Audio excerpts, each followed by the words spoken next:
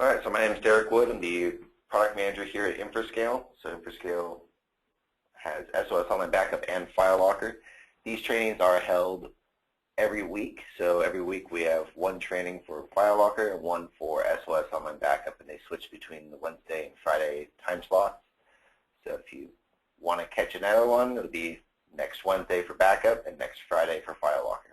We also post these recordings on our website, so you can take a look at them later, pass them on to your staff, whatever is helpful for you. So let's get going. First item on the agenda is we're just going to go through how you can get more information, so how you participate within SOS Online Backup, how you communicate with us as far as feature requests, issues, problems, questions, general discussion. How do you get information about beta releases that we may have, new updates, that sort of thing. And then we'll go right into the dashboard and how the dashboard works for you. And then we'll go into the backup software. So we'll go through a bare metal backup and recovery, online backup of those bare metal backup files, recovery through the online backup wizard, and then also an Exchange granular recovery of that. And I'll leave room for questions, and we should be good, so let's get going. First, SOSOnlinebackup.com, important website to be familiar with. This is where we post all sorts of information about the products and services. So if you go to the partners section, we have more information. This is actually a new partner page that just went live this morning. But for the most part, if you're already in our program, you'd come in and you'd go to either our live webinar section to get more information about upcoming webinars or recorded webinars, or we go to our support site. So to get to our support site, there's a link here at the top. So we get help, and this is our basic flow of how you get a hold of us. Information is readily available in the knowledge base, so I always recommend the first thing you do is take a search through the knowledge base. It's always good to be self-reliant, and I have to go through a queue of any sort. The knowledge base we update on a regular basis, so each time our support reps get a call, chat, inquiry, they're going to make a search through the knowledge base based on the questions you've asked. And if they find an answer, they're going to make sure that it's clear and concise. If they don't find an answer, they're going to make sure that the way you searched for it does bring something up. And if there's just simply no article up at all, if it's a new question, then they're going to create a new article. So this is a living, breathing document, this knowledge base. The first thing that I would recommend doing is just typing in guide. And you have our SOS server data installation and user guide. This is really going to be everything and more that we're going to go through today. So this is going to cover from the point where we stop going through the dashboard. And it just goes through everything. So installing the bare metal backup creator, online backup recovery agent, and EGR. So very important that you have this on hand, at least for your first installation. And then if you go through, quick start and then, more information about your dashboard, there's plenty of information to go around. If you can't find information about the knowledge base, we do have a live chat line as well as a phone line. I recommend that regardless of what you're trying to get at, it's best to submit a ticket first before you contact a human, that is. The reason is that somebody's going to have to enter a ticket, whether it's you now and in your words and what you're describing. You can also include screenshots or any files, log files, are really nice to have if it's a PC client issue. And then screencasts if it's just to show some behavior that you can't get a log for, or where the logs are. This will help get from your perspective, what's happening and what needs to be fixed. In my experience, it's always a human error element when you are playing telephone with information. So the classic game of telephone is exactly what we're talking about. You're now talking or chatting with a rep, and then they're going to create a description of your problem for you. So it's always best just to submit a ticket first, and then give us a call. And then you'll get an automated response back with a ticket number, and just tell the rep on the phone, I have a ticket open already, here's the number, and then they'll be able to read through what you got, and then it'll be a lot faster for everyone involved.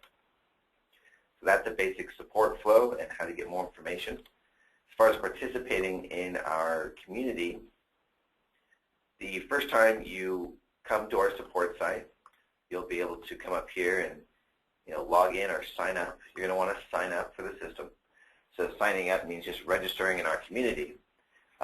Right now, this is not a logged-in stance, so it's just public community forums. But once you've signed up, submit a ticket to request to be part of the Partner Advisory Community, also known as the PAC, the PAC men and women of SOS.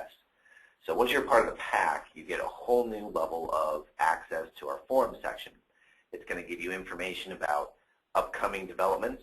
So I publish our roadmap, or on a monthly basis, I publish what we're working on, so you can know what to expect. We also publish beta releases. So we just released native exchange support at the beginning of February, but we are in the middle of February, but we published our beta of native exchange support at the very beginning of January. So those of you interested in getting things a little quicker ahead of time, or who simply want to have a hand in developing the design and the workflows for our features, this is really great. There's also a feature request section, much like we have here. And we mark features as planned or done if we decide to plan them or they've already been delivered.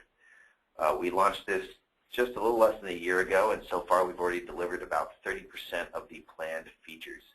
So a lot of times it's not that these are new features, this is a way of prioritizing when these things are to come out. So a great example of this was a pause backup and a backup end time. We thought that the end time was really something that wasn't that critical and no one would really be that excited about, but it was the most popular voted, and you can see on the left-hand side here that there are votes for each feature. So if you put up a feature request, just describe it in the most detail as you can. Oftentimes myself or other members from our product team or our support staff will reply back with clarifying questions, possible options, and I've even posted wireframes of what it would look like. So this is a great way for you to participate in the further development and improvement of our service as we are building it for you. Any questions on communicating with us, getting more information? Okay, great. And as those come in, let's just go ahead and log into the dashboard. So first thing with the dashboard is this is meant for the managed service provider. So we're excited to see where this dashboard has come and gone. This is new as of this last fall, and it's come a long way. We update it just about every week. So last year we actually ran about 120 updates to this dashboard, and we updated the PC client software just over 20 times. So we are a very rapid development shop. We're a Scrum development shop, but we, of course, rapid development being a part of that. So you can be sure that our quick turnarounds, especially for things in the dashboard, can be nice. So the first thing is the news and updates. So this is important for you all to be aware of. This is where we post important information about product updates and news feeds. So we post, if there are new features coming out that we want to let you know, or if the schedule's changed, we'll post out some webinar invitations. So we've had a lot of webinar changes this last month. But for the most part, it's mostly product updates and news feeds as far as program changes, product changes, etc. So it's important to register for this, whether it's email or RSS. So we try to keep this to be important information and not just a spammy email that you're going to get in your inbox. So the focus of the dashboard is this is where you monitor, manage, and report on your backup business, meaning you can create and view companies. So we come in here. We define a company as a customer of yours. So a company has a company admin account, and the company admin account can either be given to a company-specific admin, so if there's actually an IT person within the company that you're serving, then you can give them this login, and they will have similar access and controls as what you have. So they have, let me see, go back here. So here we have this dashboard, and they're able to create accounts within the quota that you've set up for them. They have monitoring reports and history information. So this is a demo account, so there's nothing in here. But they can also control remote backup policies, and it's all just within their specific company.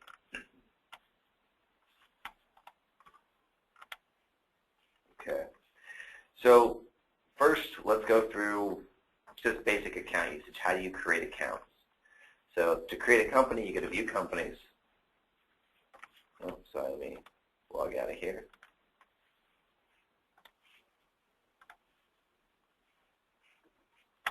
So to create a company, you go to View Companies. You select Create. You give them a company name, quota in gigabytes for the backup accounts. Server licenses. So a server license right now includes Exchange Granular Recovery and a Shadow Protect license for bare metal image backup. This is not necessary for the native Exchange backup support. You put in the full name for the company admin, and then the email address for the company admin account, and then the username. Typically the same thing as the email address, although it doesn't have to be. And then you define a password, whether it's ultra-safe or not. If you make it an ultra-safe backup, this is going to create a 1 gigabyte backup account along with the company admin account. It's just the way it works. All companies have to have at least one backup account. If an account is ultra-safe, this means that there is no password or encryption key information stored on our servers for this account. This is for HIPAA compliance. So that's Health Information Portability and Accountability Act. So this is for healthcare records in the United States. The same rules pretty much apply to PHIPAA as well as the healthcare standards in the UK and everywhere else. But they all have different names, and they usually require country-specific data centers, which we have available. So ultra-safe means that the company admin will not be able to drill through to the backup account, and there's also no way for us to recover a password if a password is lost. Passwords can be reset by the user through their My Account system if they log in. Secret question and answer. This is for password recovery. If it's ultra-safe, there is no secret question and answer option. For this demo, we have a customer type drop-down. Those of you on here, you're unlikely to even have this option visible. This is more for some of our special case and legacy partners who have more than one customer type code. For the most part, you all have only one. And for that reason, we won't be covering what that is. So if you see that option, you'll know about it. If you don't, then you don't need to worry about it. So that creates a company admin account. Company admin accounts are given quotas much like you are. So you contract with SOS to have a quota for an amount of backup space and licenses. And what that means is you can provision up to, so for example, demo company, which is actually my email address as the contact, can provision up to 100 gigs worth of backup accounts. So quotas are based, and the usage that's shown up here is based on provisioned backup accounts and assigned licenses. So it has nothing to do with backup accounts actually being used for backup or the licenses actually being deployed. If it's assigned to an account, it's used and you're paying for it. Any questions on the company role?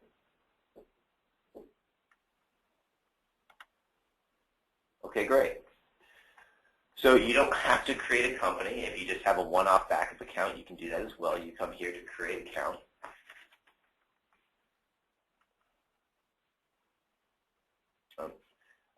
Some of you may have a web integration package. Do any of you on the line have a web integration package or know what I'm talking about when I say that?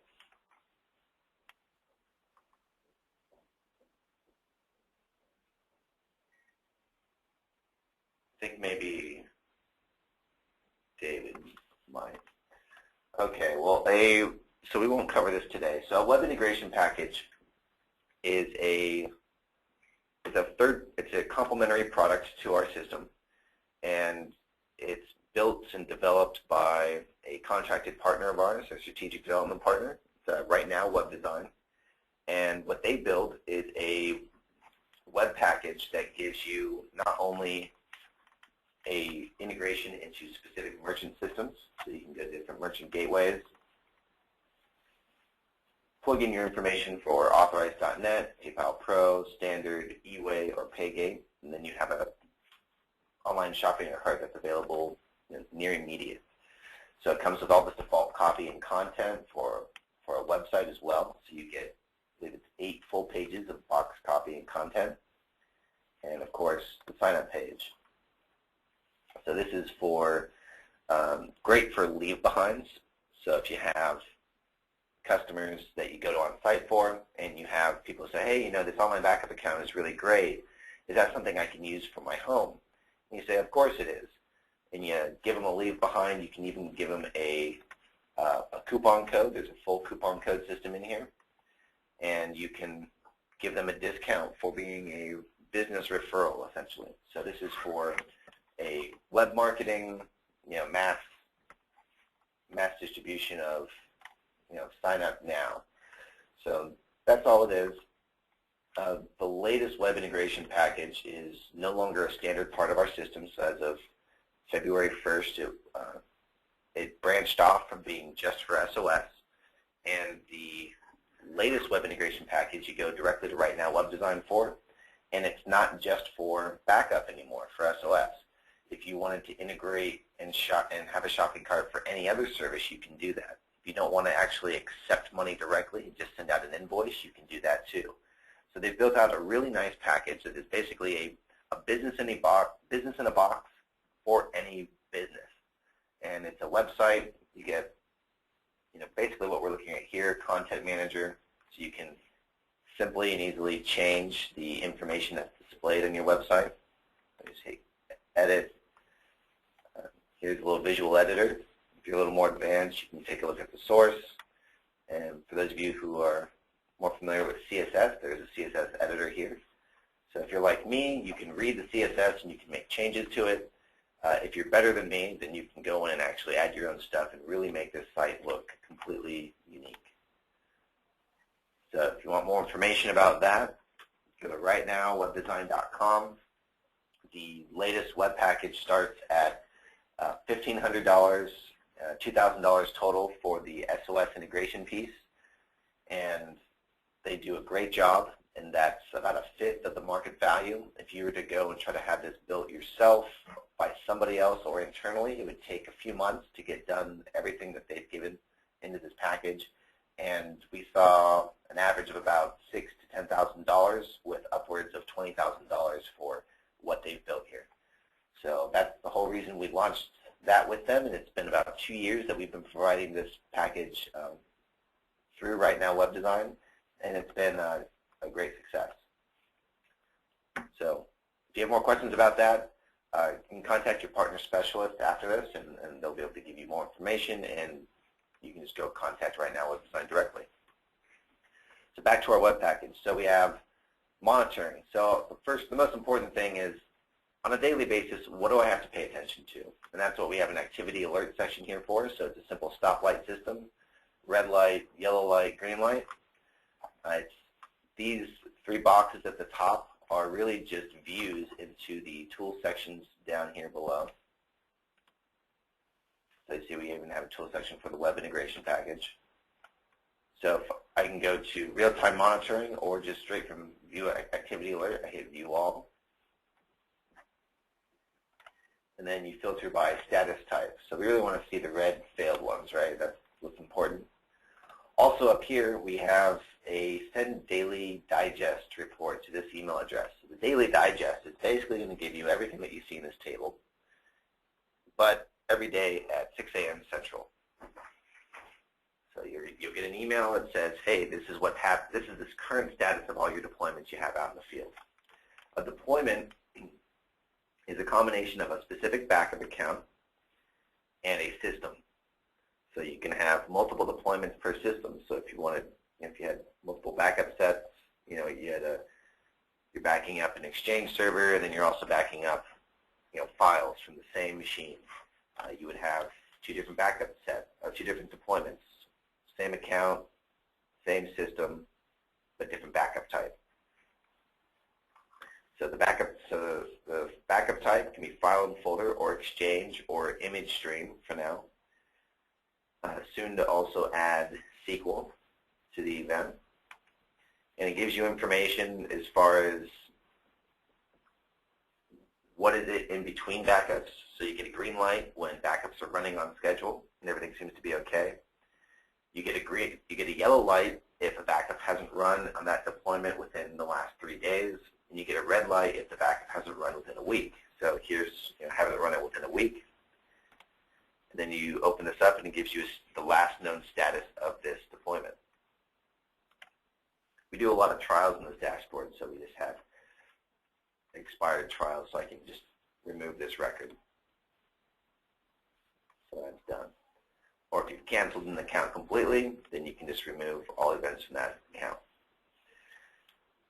Now the two on the top here are more about about an active backup. So an active backup means, the green means the backup's running fine. I don't know if we have any running backups. Oh, here's one, uploading. So OLB Partner Demo is currently running on Last Demo 17, backups in progress. We see more details. And it looks like it just started. So it's not yet giving us information about what's happening. It updates itself every 15 minutes. If more than 30 minutes goes by, 45 minutes goes by, and there's no update, then it goes to a warning status in the yellow, meaning we haven't had an update in a while. If more than 2 hours goes by, it goes to a red warning that we don't know what's happening, no backup progress events, so it comes to failed.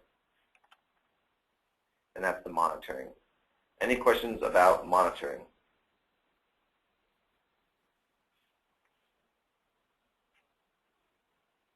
All right, great. You can export this to Excel. That's not really where you want to do that. If you wanted to do a report, that's really where the backup history tool comes into play, or these historical graphs. So this gives you a list of information as far as how much data has been backed up over time. Now, if you are removing activity records, this is based on the activity records. It's not based on what's actually here. So in December, we probably had closer to about a terabyte, but because it's a trial system and we don't want to keep all the data in it, we remove the event records from accounts. So this is based on current active accounts that you have in your system. If we go to, so here we have the size. If we go to uploaded file size, it's going to just take us to a history report that's based on uploaded file size. So you can make filters around anything. So if you wanted to just say, I just want to see a backup history report for ABG123, or let's just do OLB Partner Demo. I apply. It's going to run back to January 30th, so about a month. And then it just gives me all the events here. I can then export this event or this report to an Excel file. And from Excel, I can put together a pretty little pivot chart for reports for my customers. Typically, when you're doing history reports and you're doing this export, this is when you're about to get paid, right? So you want to tell your customers, look, this is why you're paying me to manage this service for you. And you can just go through and it just keeps going, doesn't it? Okay, there we go. Oh, gosh. All right. All right, let's just do this. I keep fudging this up. So you insert quick pivot table, go to a pivot chart. People love charts. Charts are great. And we'll have our x-axis based on the system name and that based on total backup or backup set maybe. So this gives you just information about what's been going on and the status of backups across all your accounts. You can see how much data is backed up from all the different machines you have. You could also do this by indicator, and we're coming out with more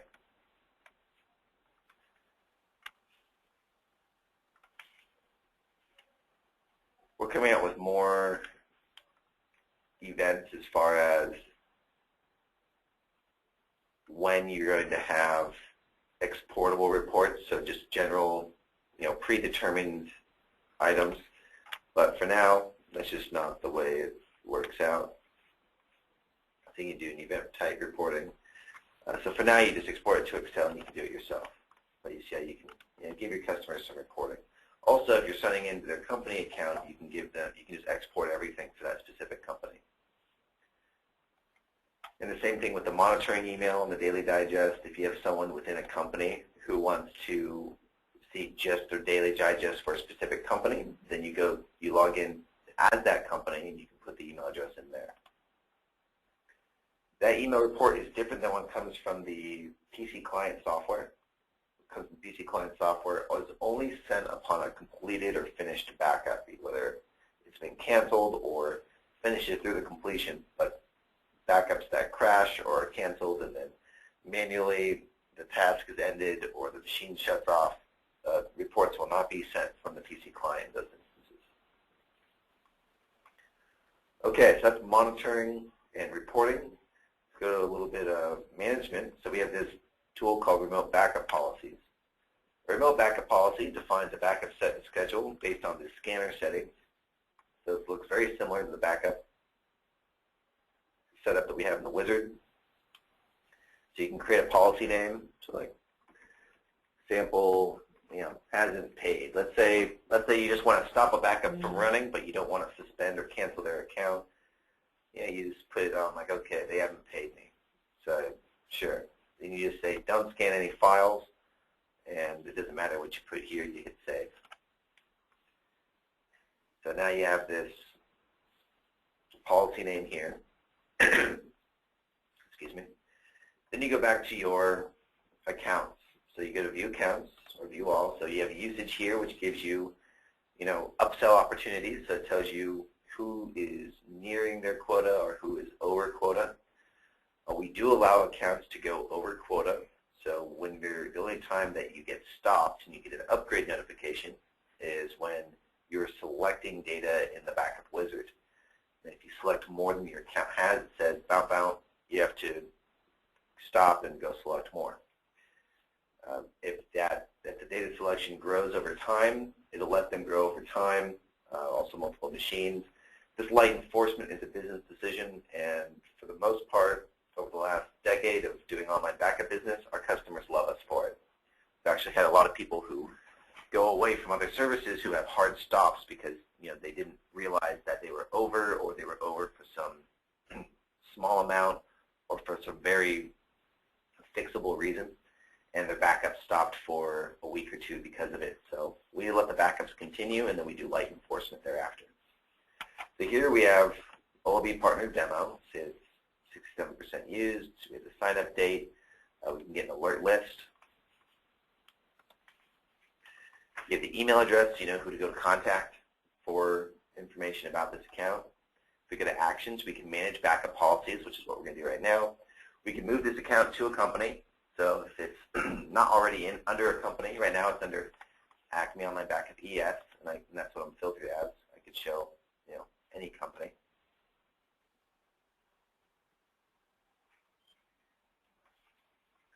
So you can move these accounts. So if it's not under the company for me, then I can move to the company, but I can't change the quotas. So once it becomes underneath a company, it's the company admin that has control over the quotas. You don't want to mess around with that. So you can change account size up and down. You can't decrease the size of an account below the use space. You can change the account email address. You can cancel the account, or you can log in as the backup account. Again, that only works for non-ultra safe accounts. So manage backup policies. So I click this, and I have a drop down for all the policies I've created. Since that sample hasn't paid, and so I typed in system name 1. I apply, and then the next backup that runs on the system name isn't going to run a backup. And that's it. If I remove that policy, that's it. I hit delete. Policies override anything that's set locally, so that's why you don't have to worry about, okay, well, the partner or the customer controls the backup account. They have username and password. It doesn't matter. You can just make a policy that controls the backup set and schedule. For myself personally, I often find myself changing the policy to something where it's actually going to be helpful. So it's, classic scanner of my documents.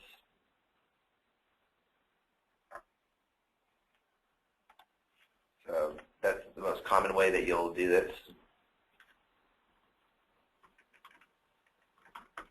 Is you just have a document scanning function, and that's all you do there. Any questions on remote backup policies, monitoring, or management?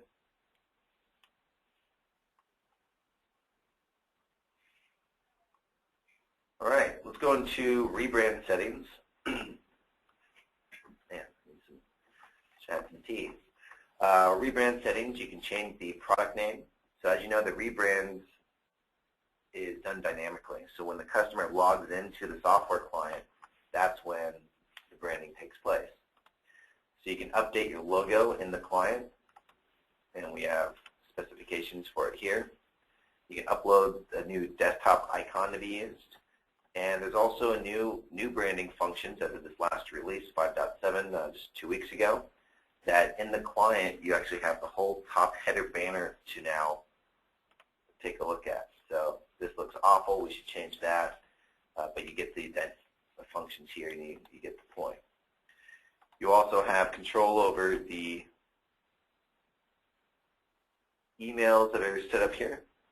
So when emails go out to your customers upon account creation, account size change or cancellation, or for backup email reports, it's going to come from the email address you put right here. The My Account URL, you're going to leave alone. You pretty much just, that's what you're going to use. Product site URL, so if you have a product site, you put that here. Contact Us form, upgrade URL. There's an upgrade button in the client. Where do you want them to go if somebody clicks upgrade at any point in time? And generally, you just leave these things by default also. Also new to branding settings, on page 2 of our tools, is client messaging. So this is a really cool addition. Client messaging gives you the ability to cross-sell some services or just to have another alert for services.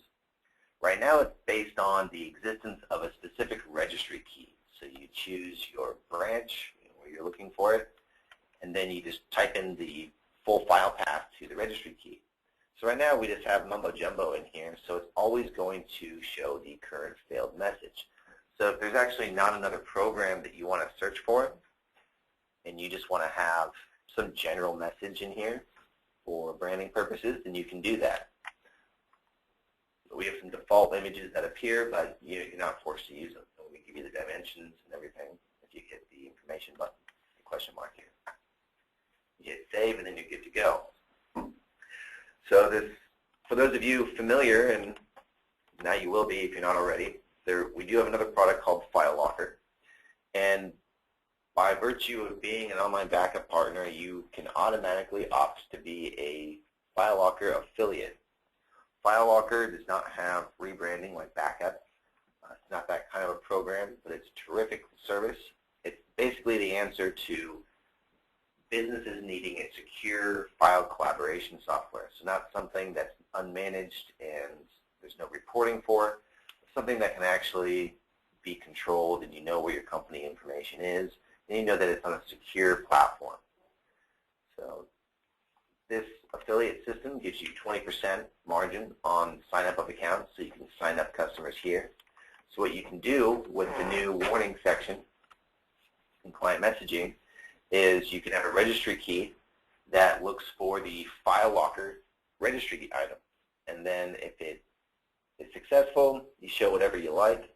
And if it's not successful, you can put together some banner and you make the whole failed message URL your affiliate sign-up link.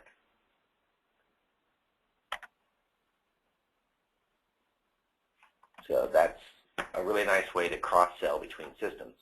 So File Locker, so online backup, you may have a few accounts per company.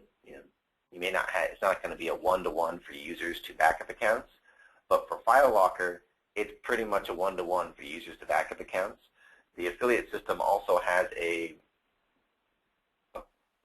viral spreading aspect of it. So if you have one company that signs up and they start working with some other company that doesn't already have an account, you get paid for their sign up as well, and that goes 4 levels deep.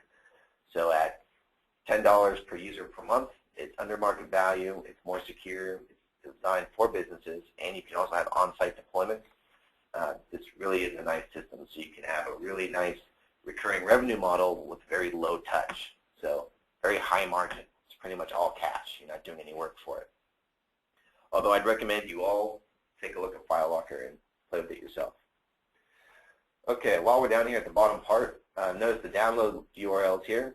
So you have the server save installer, the online backup for Windows, online backup for Mac, and the online backup MSI. If you want information about the MSI, come into our knowledge base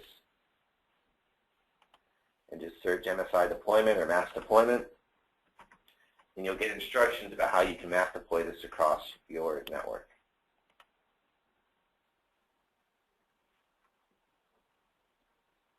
There's a question here from Lee, why do some have trial? Because some are trial accounts.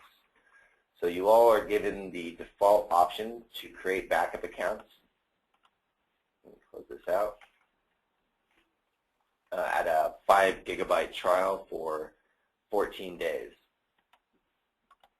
So it's your prerogative how you want to use that. Here's your MSI article. If you have questions or additional comments on it, then feel free to just add a comment here, and I see our developer actually is the one replying to the questions on this one. All right, assigning licenses. So you go to assign licenses. You have not ordered any licenses. So if I go to buy more, you put a request in, your email address, any comments, whatever it is. Comments would be good, like if you need Exchange granular recovery licenses. So that's not for backup, only for recovery. EGR licenses by default come with authentication for or authorization for 25 mailboxes within an Exchange database. You can upgrade up to 50 for free. It's about a 1-day turnaround to get that to 50. If you need more than 50 mailboxes for your EGR license, then you need to specify that. So put your email address, and you have to say, I need 2 EGR licenses with 100 mailboxes each. So there you go. And then you put, number of licenses, your email address, hit send. That way, when you get your licenses, they'll already be provisioned as 100 mailboxes each, and you won't have to wait another day to get those mailboxes upgraded. There is a pricing schedule you can get from your partner specialist about additional mailboxes, and just give them a call to see what that's about.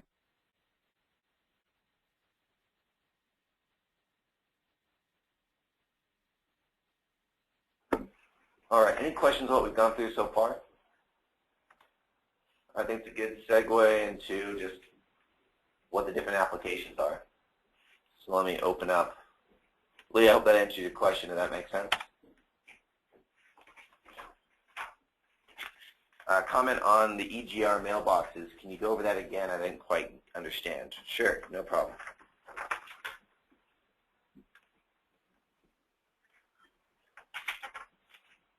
So an EGR license has a maximum number of mailboxes with which it can be used. So if you try to launch EGR and you load up your Exchange mailbox, and it identifies, or your Exchange database, and within your Exchange database, it recognizes more than 25 mailboxes, and you haven't requested an upgrade, it'll give you a bounce. You have too many mailboxes. You need to upgrade your license. What you'll need to do is you'll need to send your license.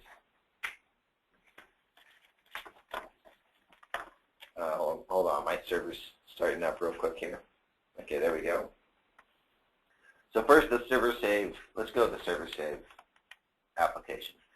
Server save, you should save the executable to your to your desktop because it's not a program that actually installs. It's just a wrapper application. So we log in here.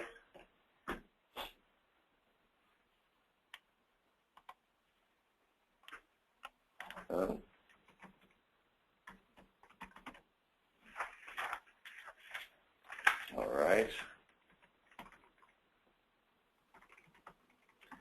I love live demos. Okay. Can't resolve. Interesting.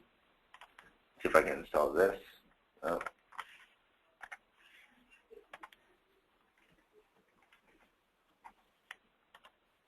All right. Looks like this VM just isn't going to work out for me. Okay. So let me just close out of here. Sorry about that. Can't show you the VM. But your license for EGR is actually an INI file that you open up here, and it shows you right here how many mailboxes it's licensed for, so 25. So our program by default comes with 25 mailboxes. It will upgrade you up to 50 upon request at no additional charge. And after 50, there's a pricing schedule, and you'll need to be familiar with that. I'm not quite sure off the top of my head what it is, so you'll have to contact your partner specialist for it. But if you need to get upgraded, we're going to need you to send us this license in an email, or using File Locker with a secure share is always great too. And then we'll upgrade that license and send it back to you. Make sense?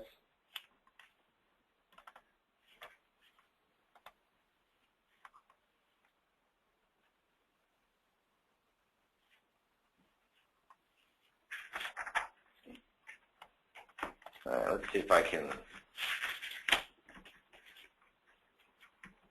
show you a image here on this machine real quick. So we'll go through the Online Backup and Recovery Manager. So the Online Backup and Recovery Manager just describes what's going on. So you see the message that I declared earlier, which was just a made-up registry key, and now it's showing this big red message here. You don't have to put something big, red, and ugly.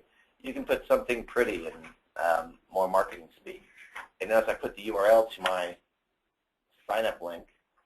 So I click that, and then it brings this up. So it's a great way to cross-sell or make people get in contact with you, whatever the case may be. And then here's the banner that is available as well. So I go to Backup. I hit Set Up Backup, and now you get a drop-down. So you get Files and Folders locally, and Image Stream. Let me log out of here real quick. That's licensed for it.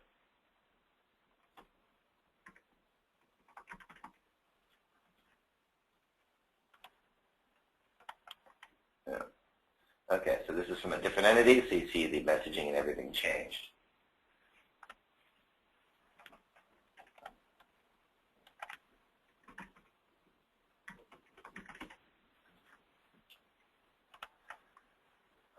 So if you have a license assigned, you'd also see an option for Exchange 2010. So we do have Exchange 2010 support. If you hit select Image Stream, this is for backing up bare metal Shadow Protect files created by Shadow Protect. So the bare metal image creator is Shadow Protect by StorageCraft, and you select a specific partition, and then it's going to package that into a bare metal backup file, and this is specifically for that. So I don't have any bare metal backup files here, so I'm just going to close out. Just go through a normal file and folder backup set. So first it's going to go through a scan and show you, okay, this is how much of each type of document. Pretty common for users to not understand what they should back up. You can scan all folders, or you can scan just my personal folders, so just my documents, my images, my music, my videos, or don't scan it all. I'm just going to select items. If you're just scanning personal and you go to Edit Custom, you can include specific folder directories. You can also exclude folders. You can also exclude file types or include file types based on size, and then custom file types to be included. So you go to Next, going to show you what's selected. So this blue square means that it's something within this directory selected for backup. So here's another blue square. So that means that these files are selected for backup, but not everything in this directory. So let's say I want everything in this directory to be backed up. I check it, and it gives me a checkbox. That means any new files within this directory and any new folders will be backed up as well. So checkbox means everything. So typically you want to do one of those. And a square means just a specific file or folder. Now if they're highlighted in red, it means the scanner picked it up. So if I right-click this and say exclude from file scan, then I can do that. You can't just uncheck. So here's, it's calculating the amount of size plus the quota. I'll show you next. Backup at the end of the wizard. Great. So that's just going to run a backup at the end. Backup automatically without user intervention. This is backup on a schedule. This is to authenticate based on the Windows domain. So if you're on a Windows domain, it's important to do this. Oftentimes, we get support tickets of people wondering, like, hey, I get on this error that I couldn't access my backups. Well, you need to put your domain address was in here because the user was logged out at the time the backup was running. So you do that. You can do a frequency for workstation backup. You can back up every hour or every 2 hours. It's really not that big of a deal.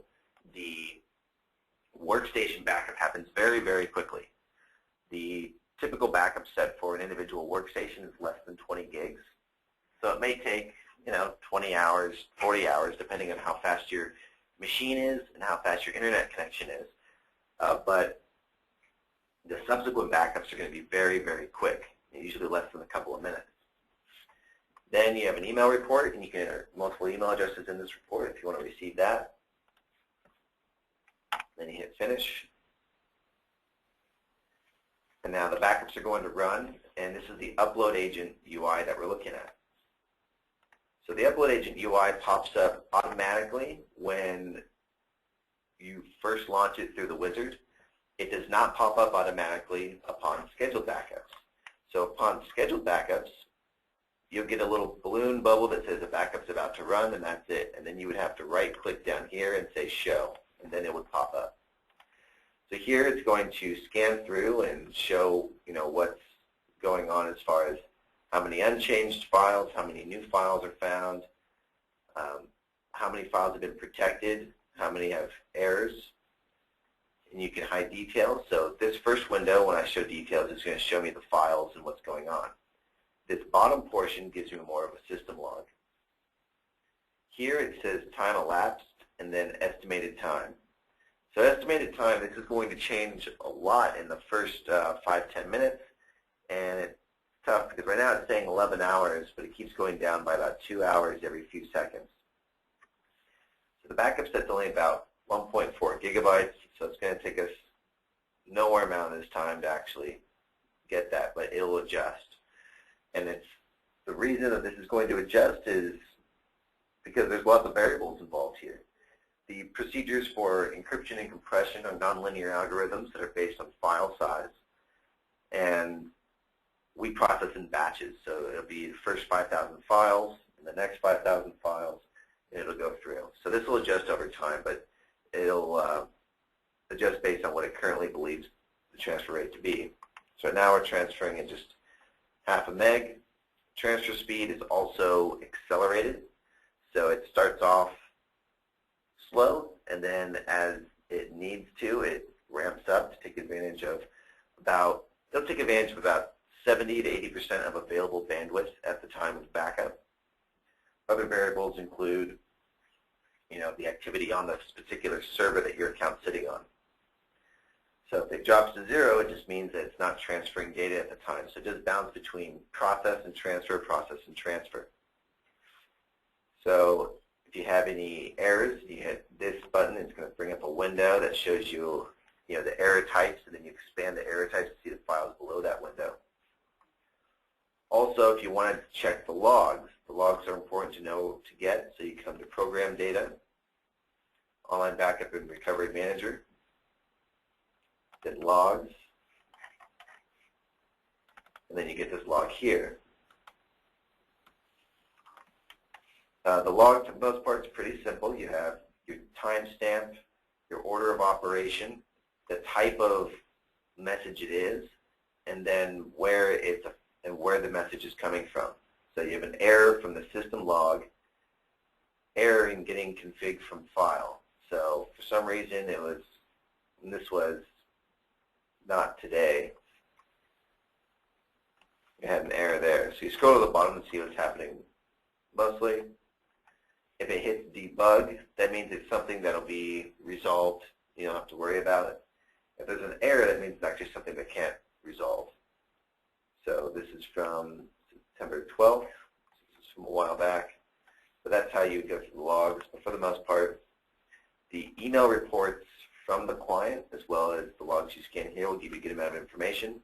But if you are going through support, it's good just to zip the whole logs folder and send that to us.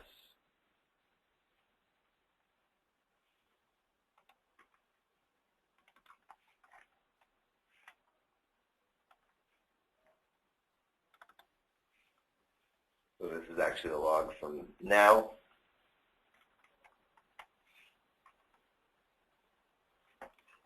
Any questions about what we've gone through so far today? Okay, now while the backup's running, let's go through a quick restore. We'll actually first advanced. So advanced takes us to the classic view, which I actually prefer for restoration, just my preference, but the restore wizard is terrific also. For the different options, we do have caching options. Caching is important to understand. Caching is how we do a very fast delta level backup. So for subsequent backups, if you have a large file, say you're backing up a PST, and it's 2 gigs. A lot of systems are going to say, okay, this file's changed, we're going to back it up again. So 2 gigs, back up to the cloud. Depending on your machine and that transfer rate, that's going to take another 2 to 4 hours. Or if you're transferring quickly, like right now I'm transferring at 6 megs, so if I was doing a 2 gig file, it'd probably take closer to about half an hour, maybe 20 minutes. So so what caching does is it's going to save a version of a file that is most recent to the cloud locally, so that when we come across this file, the machine's going, hey, we already backed up this file once, but it's changed since then. What about it's changed? And then we go into what we call our delta backup procedure. So our delta engine is going to rip the file apart at a block level, and it's going to go into the file and say, okay, what about this file has changed? We're going to rip out those changed blocks, and you're going to get a delta file, which is much smaller. So with a PST on a day-to-day basis, it may go from 2 gigs to 2.1 gigs. Well, now all you have to do is you're going to be processing and transferring that 0.1 gigs instead of the 2 gigs. So your backup's going to happen in 5-10 minutes instead of a few hours. So you want to make sure that you're aware of that. There is a warning when you're selecting your backup set of what cache space you might need, but you have folder options here immediately just to change the destination of the cache. By default, it does go to the cache directory on the local C drive. This directory is not selected for backup, and it's a permanent exclusion list from the backup set. And it's also intelligent, so the cache options, we don't cache files that are less than, I believe it's 1 meg, and we don't cache files of types that typically don't change. So PDFs, media files will not be cached. So we like to say that you should have at least a 1-to-1 free space, because we are going to first copy the files to a temporary location before processing them to go off-site. But we do it in batches, so we're not going to copy your whole backup set. But if you're running a backup of a 2 gig file, you're going to have the 2 gig file from its original location. You're going to have it in its temporary location, and then also in the cache. So you're going to have 6 gigs of drive space taken up for the 1 2 gig file at that one time. Once the process is over, it'll clear out the temp space, but you still have the other 2 gig option. So 1-to-1 is very, very safe. You usually don't need more than about a 30% availability, and the system will let you know if you are close to not having enough space. So now we have more details, like, okay, look, we got about 23 minutes left in the backup. It's run for 7 minutes already. So for about 1.5 gigs, we're looking at about a 30-minute backup. So that's not that bad. That's pretty fast. It's faster than anyone else in the industry that you'll find. Any questions on that? So go to restore, go to online restore, so it's restore from my online backup set. It's going to refresh from the server, and it's going to give me bold dates next to days where I have backups that I run. Now, this is a new account, but if I had an older account, I could go all the way back to whatever I have. So my personal account, I can go back to 2008 and refresh my backup set, and there's only one machine. For the most part, I just go to today's date, hit next, and it gives me the machines here, and I can drive into them and see what's going on.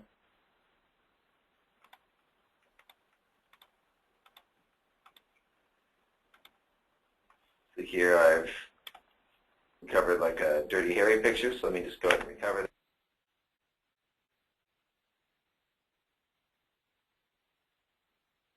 Go to my desktop, hit OK, and hit finish. Now I'm recovering at the same time that I'm running a backup. Notice that difference. Here's the file that just appeared, and there's Dirty Harry looking all good. I can open up the destination directory there as well. And that's how you recover. Any questions?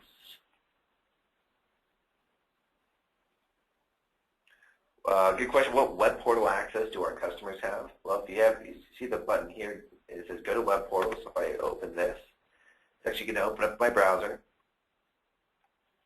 And it's going to log me into what we call the My Account portal. So the My Account portal is at My Account. .managed-offsite-backup.net, so it's neutral. And it gives me a list of machine names, and I can drill down through these machine names. And this is really designed for individual file recovery. So I often don't find myself drilling through anything. I often find myself just searching. So I search for something, and so, like Dirty Harry. And I'm searching for a particular file. Here it is. I get a version of February 7th. There's unlimited version history, so if I had more than one version of this file, which the picture often won't, then it would give me a drop-down to select the version I want. I can preview this in the cloud, so show me what this is all about. Here it is. Yeah, that's the file I want. So I can either share this file, so I name it Dirty Harry. Contact name, let's say, Lee at email.com. This is assuming. I hit share. It's going to send Lee an email with this message, and then I can modify this message to whatever I want it to be. And he'll have a secure link, which he'll click to download this file. Now, if I want to stop those shares, I have to go to Manage Shares and then View Shares. And you'll have a list of all the shares you've ever made and to whom and when, and you can disable that report. Also, you do have some reporting for the end user specifically. So if the end user is not a company administrator, and it's just their account, they can go to backup history and get a full backup history based on date range. So there we go. You can also get machine backup details, so you can see a list of all the machines you've run backups from, the total used space per machine, as well as the last backup date.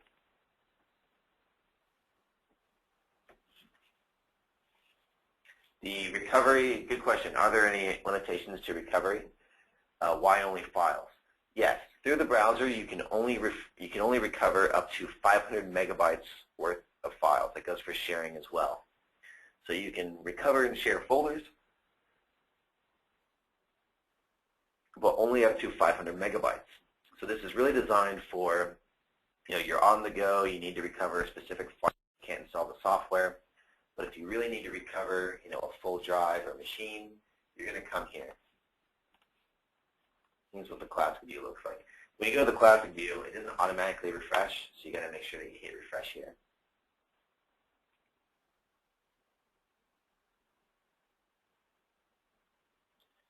Question about the expiration date that shows. Good question. Why does it say 2027? Is that just a trial? No, it's the expiration date. It's because, well, one, we're going to need to remove that. But SOS is never going to expire an account that you have. So it's up to you, if you're going to bill them, to go and bill them for the account. You control the account management. So if you want to cancel the account, then you cancel it through your dashboard. There's no renewal cycle or something that you're following along with, though. Good question.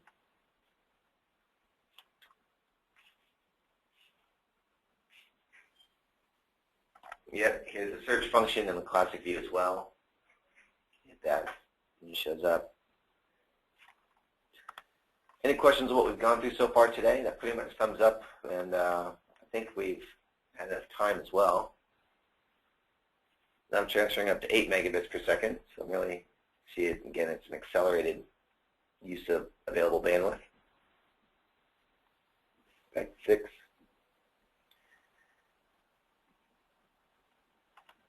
All right, I think that pretty much sums it up for today. So thank you all for your time today.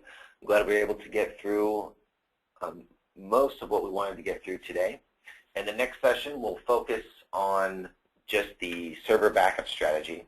And if you want more information about server backup strategy, if you go through the guide from the knowledge base, that'll give you exactly what it is. So things about a staging machine, how to get that set up, running bare metal image backups locally and then off-site, recovery of those images, etc. So thank you, and see you next week.